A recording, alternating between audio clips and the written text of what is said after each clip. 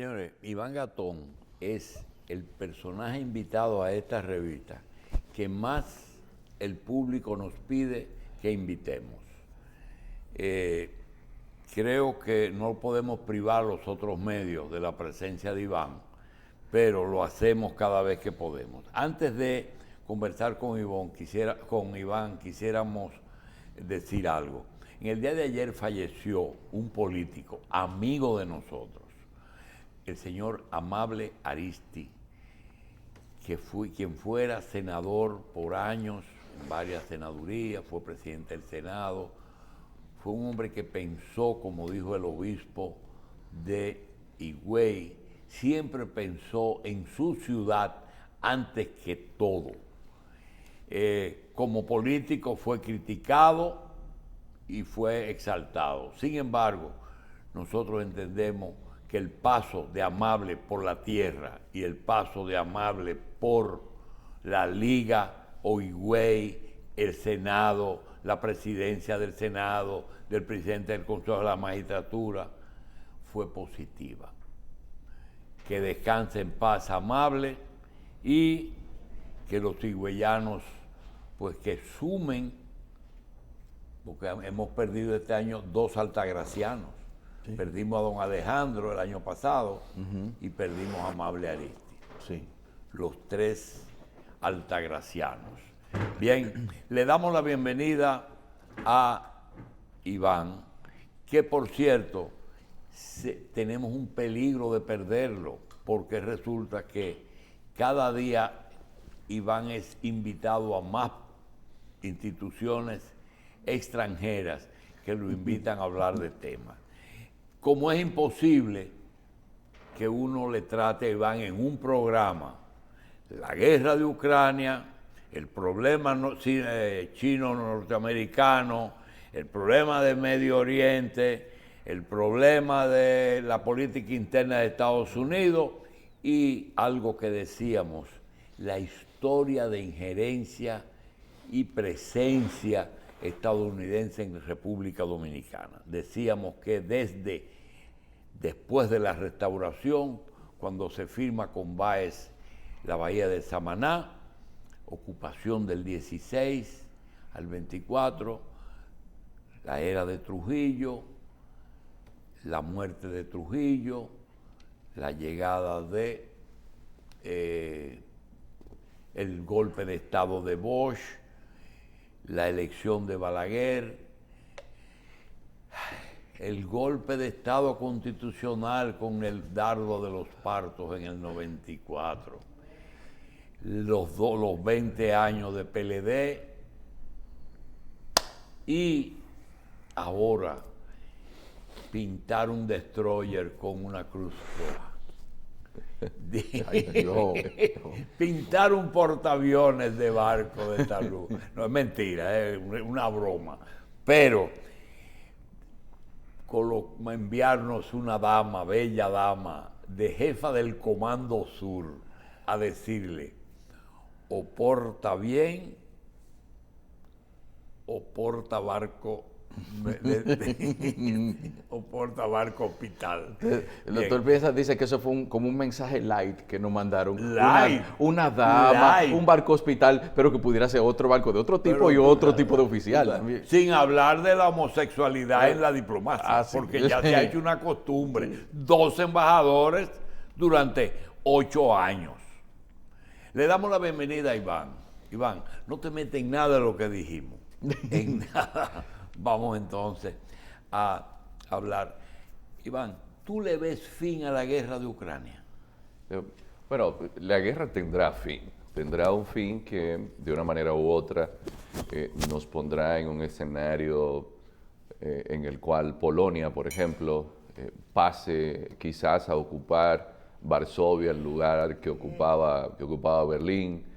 Todo esto ya había sido planteado por algunos expertos que son los que se les llama como la CIA en la sombra. Aparte de eso, el futuro, digamos, del negocio energético, que ya se ve un poco cambiado. Vemos, por ejemplo, si la locomotora de la Unión Europea, que es Alemania, el gas lo tiene que comprar ahora a 4 veces por encima del valor que lo compraba anteriormente. Se habla de desindustrialización, entonces ya Alemania no va a ser tan competitivo porque lo que le hace a usted más competitivo en este caso es la energía. Los precios energéticos, pero ahora hay que comprar gas de esquisto que contamina más, pero que el medio ambiente viene a ser también uno de los principales afectados con la guerra de Irak, que es algo que no se menciona, porque nos encontramos incluso a España, que tiene una política de cuidado al medio ambiente, que le está vendiendo carbón a Marruecos. Pero a pesar de todo, si lo vemos desde la perspectiva de la distancia a la que está Marruecos de España, va a contaminar también el cielo español o el ambiente español, porque ya la contaminación es un asunto del planeta completo. Aquí hay un tema de que la visita de Macron incluso a Biden, cuando habla de la nueva ley que Estados Unidos antiinflación aprobó, ¿qué implica esa ley? Bueno, esa ley implica que muchas empresas europeas se van a ir para Estados Unidos. Ahí vemos, por ejemplo, esa gran empresa siderúrgica, ArcelorMittal. ArcelorMittal se va a instalar en Texas y va a reducir sus operaciones en Europa.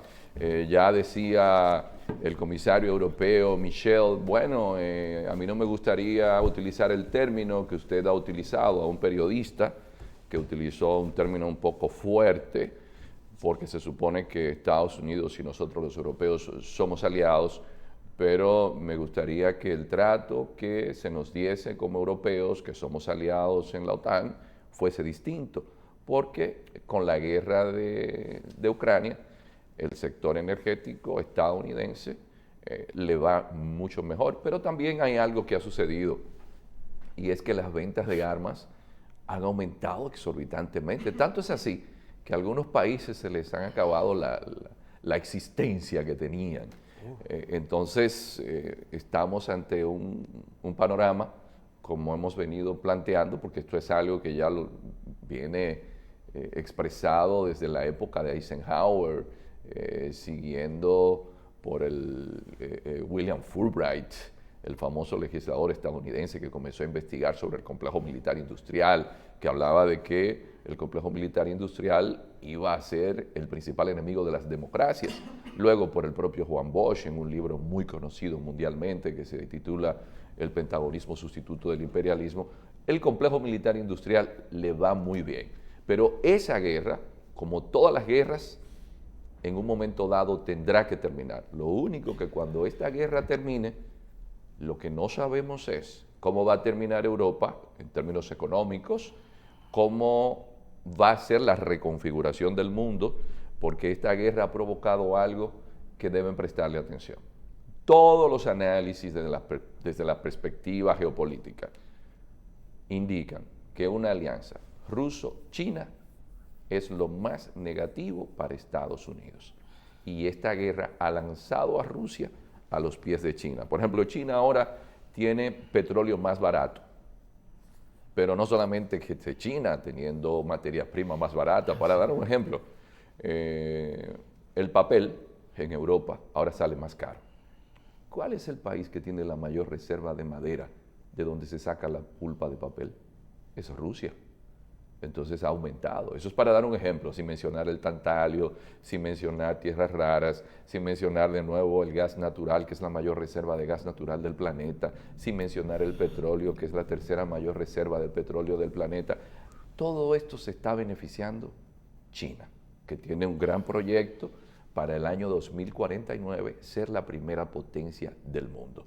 Por otro lado, un nuevo actor, digamos así, de peso en la política internacional, que es India, también se ha desmarcado de Estados Unidos y está comprándole petróleo a los rusos a más bajo precio, lo que les hace ser más competitivos. Entonces, esta guerra en Ucrania, vamos a ver qué resultado nos va a dejar en ese aspecto. El otro que no se ha tomado en cuenta es las democracias. Las democracias, como ustedes saben, las guerras son sobre todo las principales enemigas de los pobres, porque lo que se debe invertir en obras de mejoramiento social, de calidad de vida, todo eso se va a un complejo militar industrial que después lo que hace es dejar muchos refugiados, muchos muertos y para nada inversiones reales en mejorar la calidad de vida de la población. Por ejemplo, en el caso de Ucrania, pasarán décadas para que ese país vuelva a recuperarse. Pero ¿de qué manera pueden las democracias? Para dar un ejemplo, en América Latina. América Latina, la guerra en Ucrania, porque Ucrania, Rusia, todo el efecto en términos energéticos, también alimenticio, el trigo que consume el mundo, el 29% viene de allá, pero de ahí vienen las pastas, pero también está el maíz que sirve para alimentar a los animales, es casi el 20% del maíz, sin comentar todos los demás productos que allí se producen. Bueno, sobre todo algo que no se nos puede olvidar, no se produce alimentos si no hay fertilizantes. El mayor productor de fertilizantes del mundo viene a ser Rusia. Entonces, América Latina, ¿se podrán mantener las democracias después de lo del COVID y después de la crisis de los contenedores? Estamos viendo que la guerra en Ucrania, según la Comisión Económica para América Latina, la CEPAL, esta crisis provocada por la guerra es mayor que la que existió en la Primera Guerra Mundial, que la que existió en el crack del 29, que la que existió en la Segunda Guerra Mundial y en la crisis del 2008. ¿Podrá América Latina, que tiene un problema con el crimen transnacional, que está provocando unos niveles de violencia, por ejemplo, países como Brasil, de 25 a 30 mil muertos al año? ¿Pueden nuestros países, sus presupuestos, aguantar al crimen organizado, que es quien genera esos niveles de inseguridad, cuando no tenemos siquiera para cubrir bien lo que son las metas que se han propuesto nuestros países, siendo América Latina la zona más desigual del mundo? Es decir, que no es África, es en América Latina. Esas democracias de baja intensidad, con líderes, que en este caso se habla de las democracias y las democracias siempre van a ser mejor que las autocracias, pero evidentemente que en los regímenes más fuertes siempre hay una élite que gobierna, pero siempre en los últimos años que nos hemos dedicado a trabajar desde la Academia Española, gracias al profesor Antonio Remiro Brotons, a trabajar la democracia, y evidentemente no podemos hablar de democracia, tenemos que hablar de pornocracia, porque evidentemente la gente que se está dedicando a la actividad política no está a la altura de las circunstancias. Entonces, es un panorama el que nos deja la guerra en Ucrania, que tenemos que ver cuáles van a ser los resultados que nos va a dejar. Pero nos ha cambiado el mundo totalmente. Bien. Doctor, hay dos puntos que debemos de darle seguimiento, y es qué tipo de relación un país debe llevar y cómo debe ir cambiando su relación y modificándola en base a las circunstancias que van ocurriendo. La pregunta viene porque usted habló de la guerra energética y vi que Estados Unidos ha cambiado su posición con respecto a Venezuela. En esta parte, háblenos un poquito de qué opina, por dónde va esta parte y cómo debe de, en este momento, encaminar, ya con todos los hechos que hemos podido ver desde que vimos cómo iniciaron nuestras relaciones con China, Estados Unidos, estos cambios que han dado últimamente de ambas partes. ¿Cómo debe de manejar en este momento la política de la relación República Dominicana-China? Miren, sobre todo hay que tomar en consideración lo siguiente, y es una frase muy trillada: los estados no tienen ni amigos ni enemigos. Eso lo decía Lord Palmerston en el siglo XIX. Tienen intereses. Eso que usted plantea de Venezuela con Estados Unidos, es una evidencia clara de que lo que existen son intereses. Con relación al mundo en el cual vivimos, es un mundo de incertidumbres, pero evidentemente que aquí, y lo dice la Estrategia de Defensa de Estados Unidos, su libro blanco, el gran adversario de Estados Unidos es China. Entonces usted debe mantener distancias de equilibrios. Los países pequeños deben sobre todo tener una visión muy geopolítica. ¿Por qué? Porque pueden quedar enredados en las patas de los caballos, para ponerles un ejemplo más rotundo, así que lo entendamos. ¿Sabe por qué? Porque un país pequeño entra en un problema de un país grande y los grandes lo que hacen es sentarse. Por eso la imagen más socorrida para ver la geopolítica del mundo es la del tablero, el gran ajedrez, donde usted tiene peones, donde tiene reyes. Entonces, ¿quién va a determinar? Son los reyes que van a determinar. Y siempre hay que buscar un punto equidistante. Ahora, ¿cuál es el problema de los países en vías de desarrollo? Que tienen un alto nivel de fragilidad institucional y que actúan reactivamente. No tienen una estrategia, confunden la táctica con la estrategia. De ahí que, por ejemplo, cuando se habla de política exterior, usted dice, pero ¿y qué estrategia existe? ¿Hay un observatorio geopolítico para usted ver en el largo plazo hasta dónde usted debe ir, en qué usted debe opinar, en qué no debe opinar y saber manejarse en estas aguas turbulentas? Porque vamos a ser sinceros. Cuando se habla de Estados Unidos, usted está hablando de la potencia más importante que tiene el mundo. Nadie tiene el nivel de proyección de fuerza que tiene Estados Unidos, ni la incidencia en términos de algo que mucha gente pasa por alto, que en geopolítica es muy bien tomado en consideración, que es cultural. Estados Unidos tiene una influencia cultural muy grande en el mundo, pero en el económico, a pesar de que el dólar ha bajado su incidencia en el planeta, Estados Unidos sigue siendo fundamental. Y nadie tiene, y en esto mucha gente se equivoca, nadie tiene la proyección de poder que tiene Estados Unidos. Tiene 800 bases militares.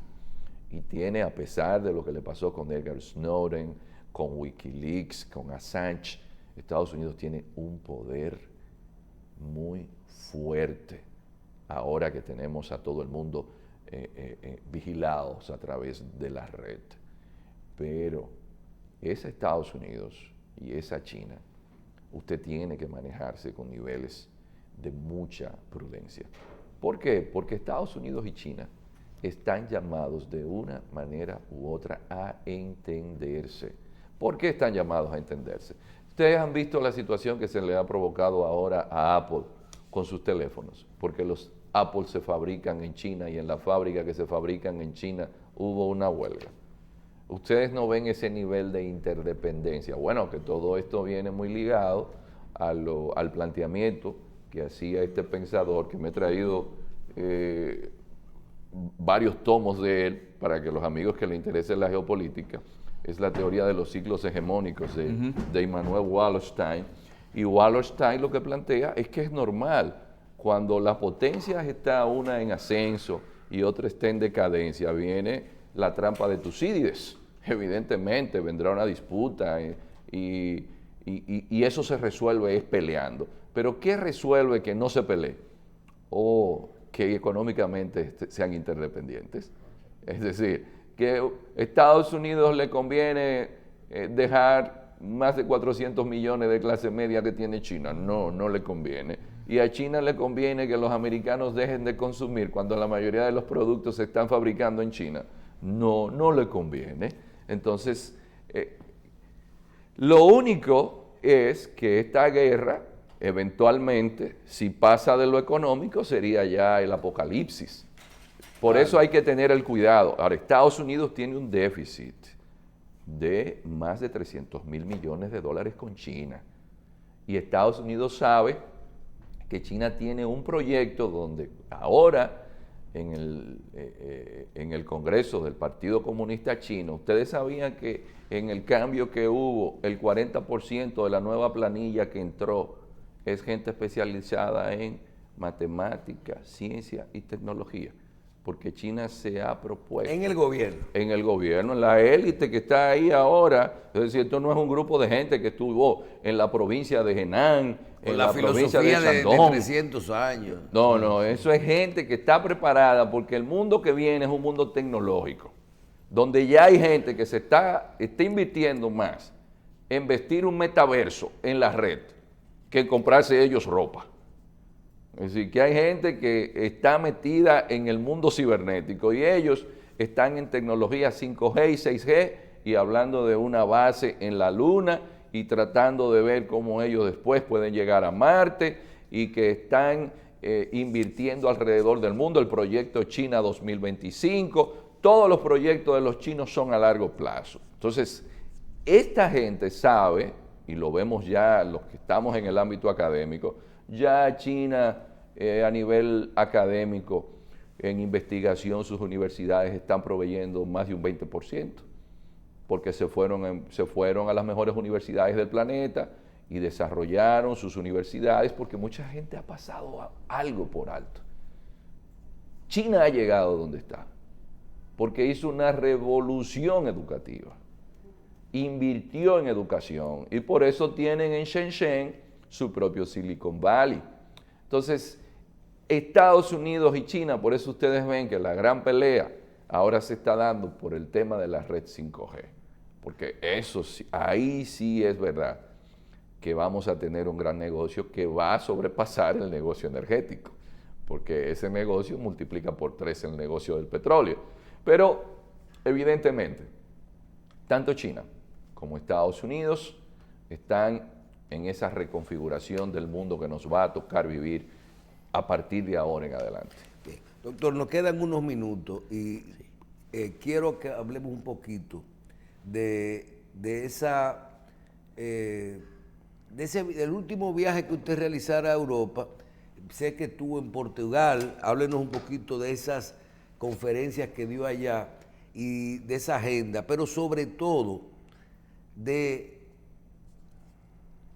una opinión que lo vi expresar un poquito en algunas entrevistas que le realizaran medios de importancia de Europa, hablando de cuál es su percepción de cómo están viendo fuera de República Dominicana el problema migratorio, el problema que nosotros tenemos con Haití en este momento. Bueno, gracias a la gentileza de la Embajada Dominicana y del embajador Miguel Ángel Prestol, que muchos los conocen como periodista, que fue director del periódico La Noticia, pero también decano de la Facultad de Derecho de la Universidad OIM. Estuvimos en Portugal cumpliendo con una agenda en la Universidad Autónoma de Lisboa, en la Red Iberoamericana, con los héroes de los capitanes de Abril, los que le dieron el golpe de Estado a Oliveira Salazar, también en la Casa de América Latina, los principales medios de comunicación y mi indignación fue evidente, porque el tema haitiano llegaba. Y la pregunta a veces fue un poco, digamos, hostil, porque no hay algo más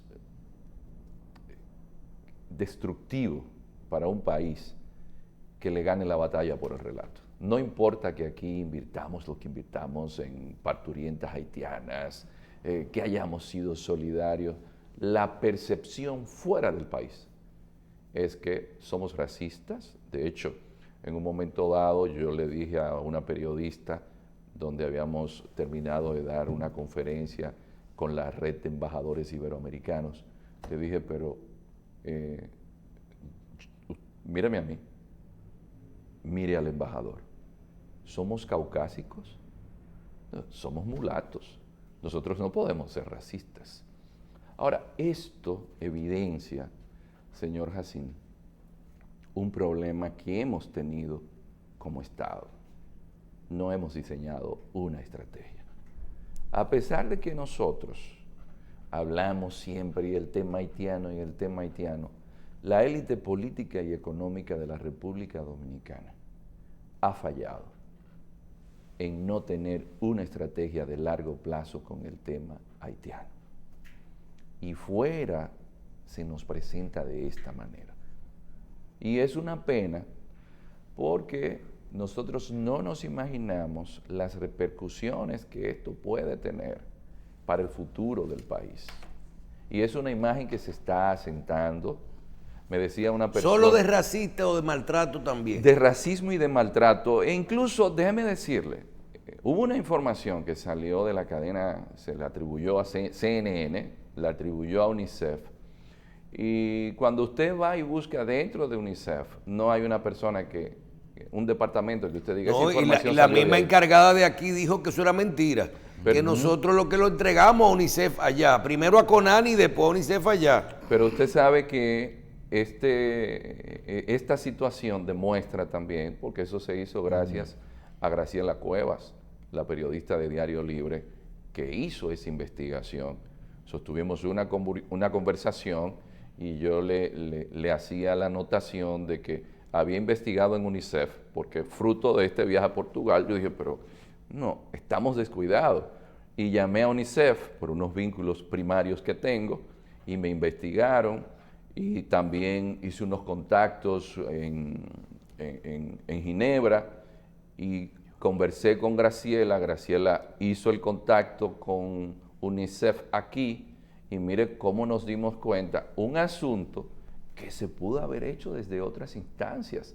¿Por qué la República Dominicana no tiene un observatorio geopolítico puntual, pero también medios de opinión fuera del país que se pueda dar una imagen más positiva sobre nosotros? Es decir, esto evidencia, desgraciadamente, que nos falta una estrategia, pero esto no es solamente los políticos. Y hay un asunto importante, y aquí hay que llamar la atención de los políticos. El tema haitiano no es algo de un gobierno. Un gobierno dura 4 años, puede durar 8. El tema haitiano es un problema del Estado dominicano, y eso hay que verlo en el largo plazo. Entonces tienen que ponerse de acuerdo, no solo los políticos, porque a veces solo culpamos a los políticos, también los empresarios. Los empresarios y los políticos dominicanos tienen que pensar que en geopolítica es fundamental usted tener una estrategia y sobre todo en un elemento fundamental en la geopolítica, que es la población. Haití tiene más habitantes que República Dominicana en 27,000 kilómetros cuadrados, sin recursos. ¿Y qué eso indica? Que con la tasa de nacimiento que tiene Haití, de una manera u otra, si vemos la isla, la Hispaniola, como un solo cuerpo, no solamente vamos a compartir el mismo espacio territorial, sino que vamos a compartir la población. Entonces me preocupa por el bien, no solamente de nosotros, sino también de los haitianos, que no tengamos una estrategia. Y algo que debería darnos vergüenza, y es que cuando usted mira los discursos de Manuel Arturo Peñavalle, y me disculpan, cuando nos vamos a la dictadura de Trujillo, ¿cómo es posible que nosotros los demócratas desacreditemos la democracia no teniendo una estrategia y que lo tuviera la dictadura? Eso es penoso. Bien, yo creo que vamos a tener que hablar mucho con el doctor Iván Ernesto Gatón. Vamos a agradecerle su participación con nosotros hoy. Gracias, doctor. A ustedes.